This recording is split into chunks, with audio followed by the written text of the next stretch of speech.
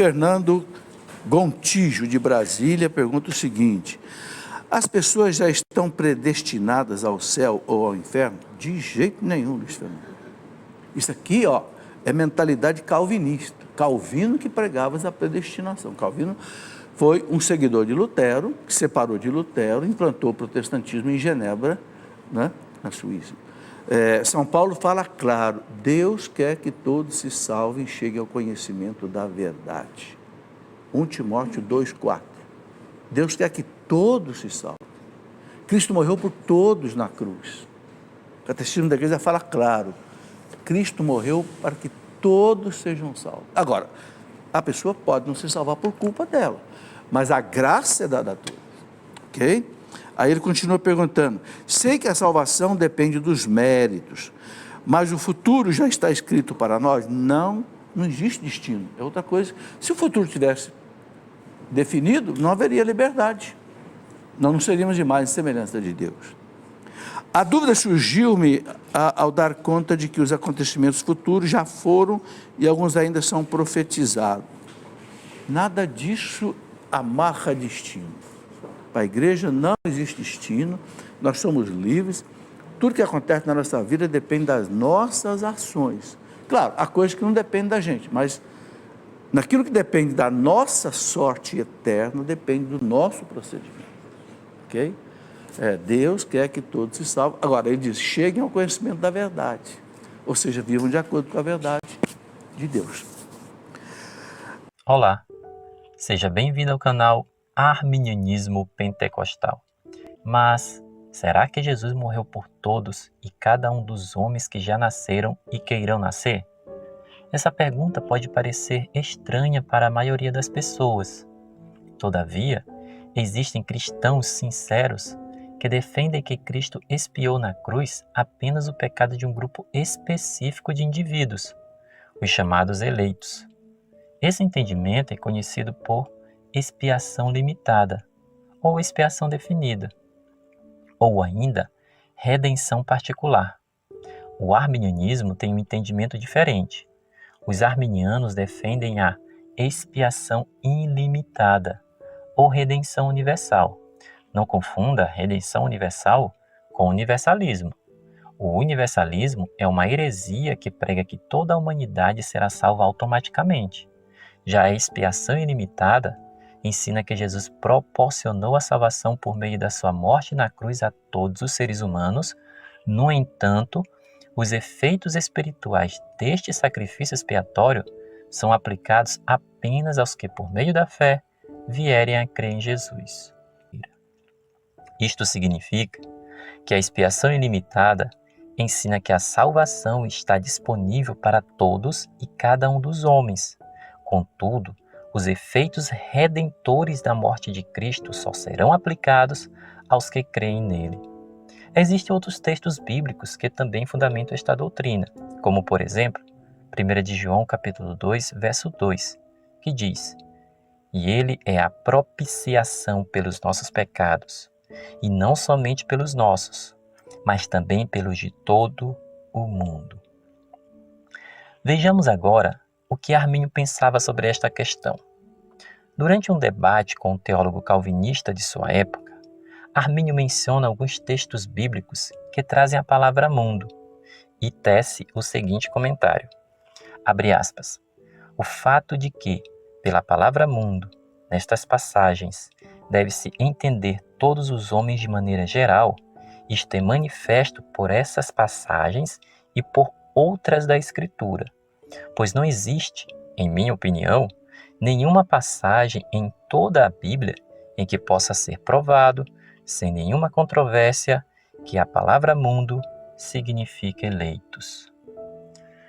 No mesmo documento, Armínio arremata sua compreensão acerca da morte expiatória de Cristo, dando ênfase na graça de Deus com a seguinte frase, abre aspas: as Escrituras dizem, de maneira extremamente clara e em muitas passagens, que Cristo morreu por todos, pela vida do mundo, e isso pela ordem e pela graça de Deus Pai. Os remonstrantes Também deixaram claro que compartilhava do entendimento de Armínio acerca da morte de Cristo. Eles escreveram no artigo 2 da remonstrância o seguinte: Jesus Cristo, o Salvador do mundo, morreu por todos e cada um dos homens, de modo que obteve para todos, por sua morte, reconciliação e remissão dos pecados.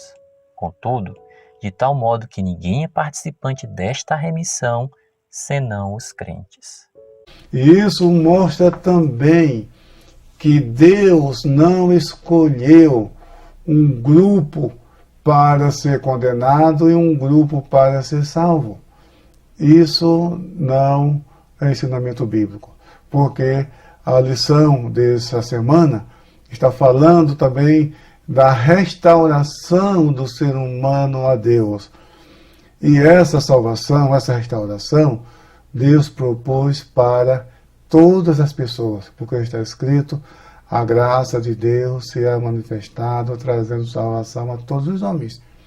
Mas é necessário que cada um creia. Deus disponibilizou a graça. Agora não são todos que aceitam. Então nós não podemos aceitar a tese, a ideia de que a graça é irresistível. Não está escrito. O Estevão, no seu discurso lá em Atos 7, fala: vós sempre resistir ao Espírito Santo. E muitas outras passagens, Jesus disse: quantas vezes que queria juntar vocês como a galinha junta seus pintinhos debaixo de suas asas, e vós recusastes. E muitas outras passagens mostram que o ser humano pode resistir, sim. O livre-arbítrio, é verdade que a imagem de Deus no ser humano, com a queda do Éden, com o pecado, ela não foi destruída, ela não foi eliminada, mas ela foi afetada, ela foi desfigurada.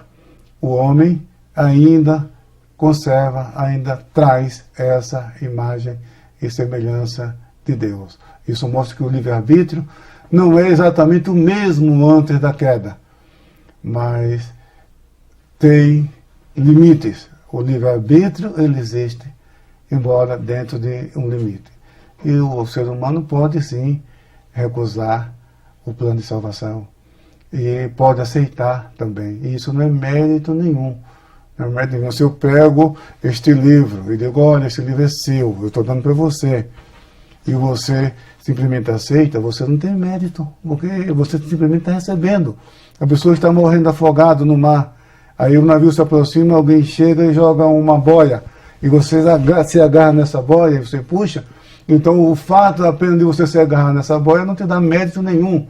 Então a salvação Deus propôs para todos. A salvação é Jesus. A restauração está escrito em Efésios, no capítulo 2, versículo 10, pela graça sois salvos por meio da fé. Isso não vem de vós, é dom de Deus, não vem das obras, para que ninguém se glorie, porque somos feitura sua, criados em Cristo Jesus, preparados para as boas obras, as quais Deus de antemão preparou para que andássemos nela. Então, nós temos esta oportunidade, esta liberdade de escolhermos se aceitamos ou não aceitamos ao Senhor Jesus. Mas a restauração, ela está proposta para todas as pessoas, porque Deus amou o mundo de tal maneira que deu o seu Filho unigênito para que todo aquele que nele crê não pereça, mas tenha a vida eterna. Que Deus te abençoe ricamente, em nome de Jesus. Amém.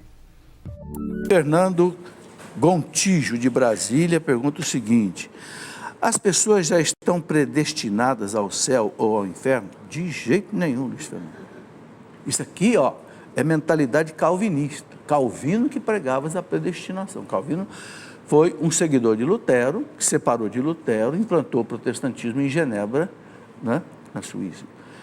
São Paulo fala claro: Deus quer que todos se salvem e cheguem ao conhecimento da verdade. 1 Timóteo 2,4.